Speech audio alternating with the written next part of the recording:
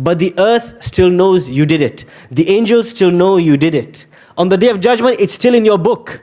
But also in your book, Allah forgave it, so you're not going to see any punishment. But al-afu is the greatest extent. Allah subhanahu wa ta'ala erases the sin. The angels forget that you did it. It is no longer in your book of deeds. Nobody knows except Allah subhanahu wa ta'ala that you did it, and you will never be faced with its consequences ever again.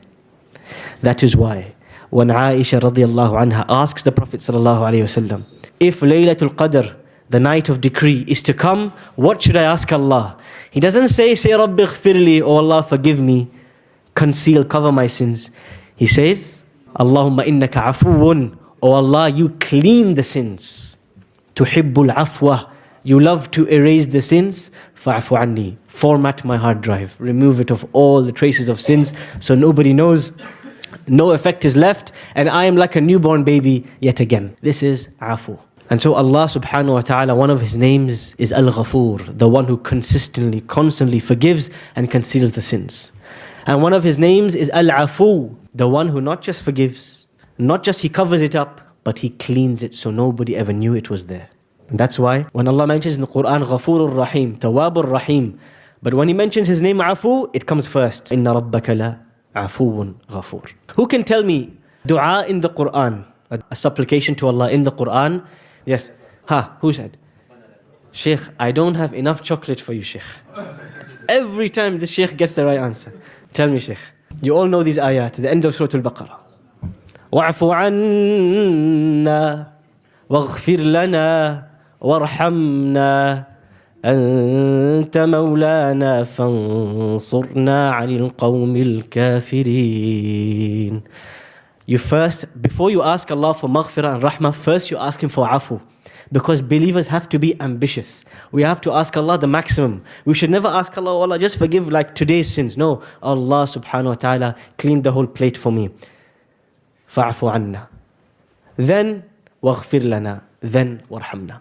Ibn Kathir rahimahullah, he mentions, when we say to Allah, oh Allah, that means, oh Allah, clean the effects of the sin between me and you. When we say, وَاغْفِرْ لَنَا, that means, oh Allah, cover this sin from the eyes of other people. Don't let people know that I did this mistake. And then when you say, وَارْحَمْنَا, that means in the future, oh Allah, continue to have mercy on me despite my history, despite my mistakes. أَنْتَ مَوْلَانَا, you are our closest, loyal protector. One day we will come to this name, Al-Mawla. فَانْصُرْنَا عَنْ الْقَوْمِ الْكَافِرِينَ. Now, what we learn from these names of Allah subhanahu wa ta'ala is that Allah's rahmah, Allah's mercy affects everyone, Muslim, non-Muslim, every human being, animal, plant, the wall, everything receives some portion of Allah's rahmah. But forgiveness, is that for everybody and for every deed? Are there deeds which Allah doesn't forgive? إِنَّ اللَّهَ لَا يَغْفِرُ أَنْ يُشْرَكَ بِهِ. Allah doesn't forgive that you make anything equal to Him. And is maghfirah for everyone? Does Allah forgive everyone? Allahu Akbar. إِلَّا مَنْ أَبَى. وَمَنْ يَأْبَى يَا رَسُولَ اللَّهِ. He says, Allah subhanahu wa ta'ala forgives everyone, and He quotes the hadith, إِلَّا مَنْ أَبَى, except the one who refuses Allah's forgiveness. Now, would anyone refuse that? The one who does not follow the way of the Prophet sallallahu alaihi wasallam. Forgiveness of Allah subhanahu wa ta'ala comes to those who seek it and those who ask for it. And so in the Quran, Allah subhanahu wa ta'ala talks about a third concept, al-Istighfar, to seek Allah's forgiveness, to search for it. And He talks about another concept, very similar, at-Tawbah.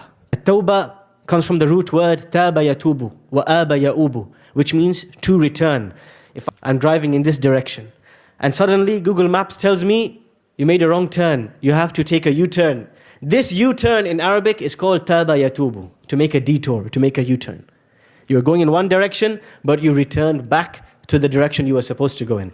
This is the meaning of Tawbah. You are going in the wrong direction, you are disobeying Allah, you are far from Him, but now you're going to make a U-turn back to Allah subhanahu wa ta'ala. This is Tawbah.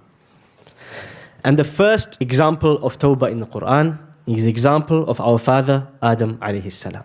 Allah subhanahu wa ta'ala tells Adam, don't eat from this tree. Everything else is halal, just avoid this tree.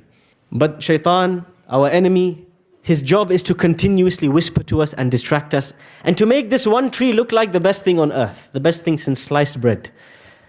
And so Adam alayhi salam eventually falls into the mistake and he eats from the tree.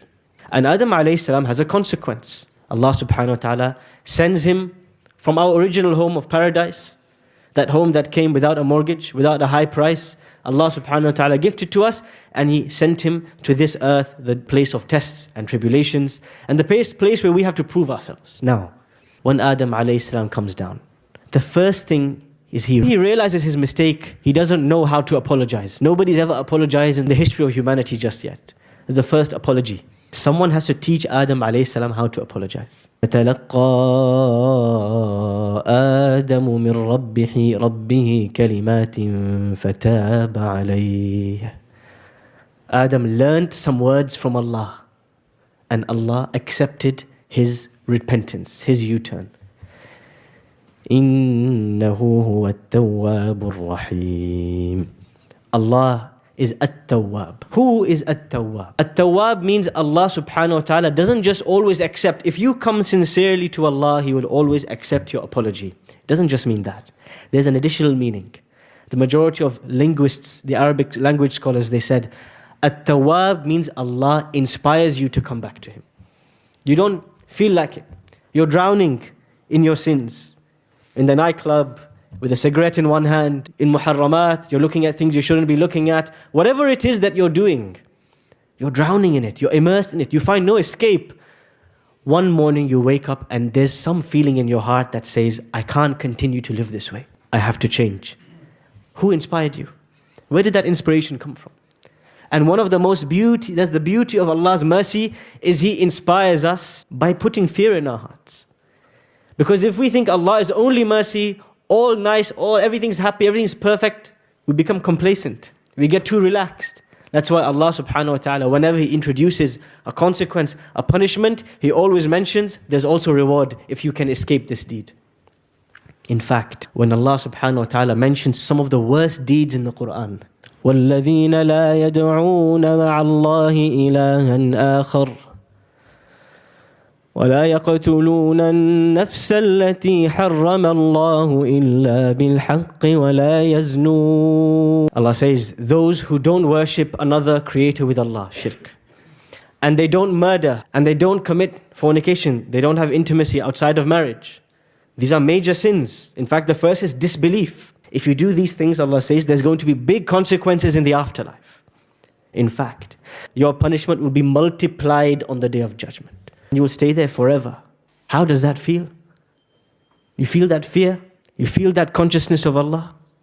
You feel that consequence in your mind? Now watch what Allah does.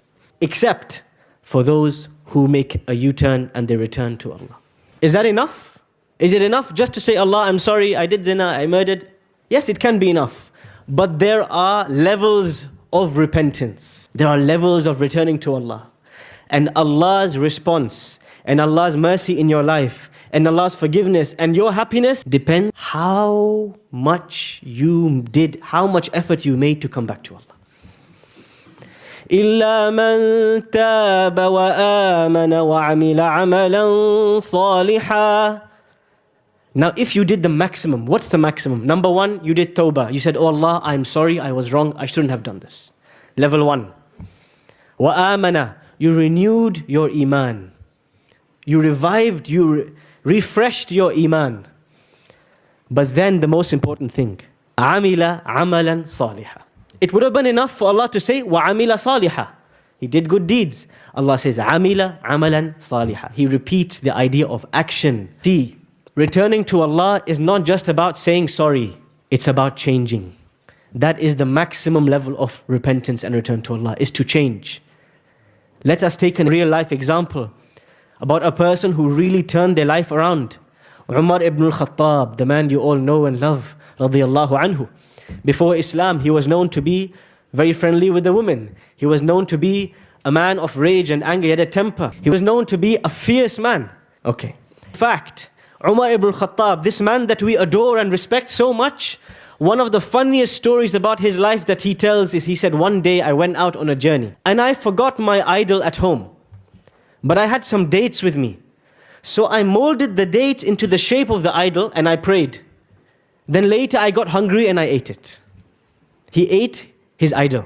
And he laughs at himself. Imagine, this is what Umar ibn al-Khattab was. He was a man who would turn dates into a god and he would eat it afterwards when he got hungry. This is the level of intelligence Umar ibn al-Khattab radiallahu anhu used to have. Now let's fast forward 30 years to the end of his life. In Sahih al-Bukhari, it's mentioned that a man came to the Umar ibn al-Khattab to criticize and complain to him.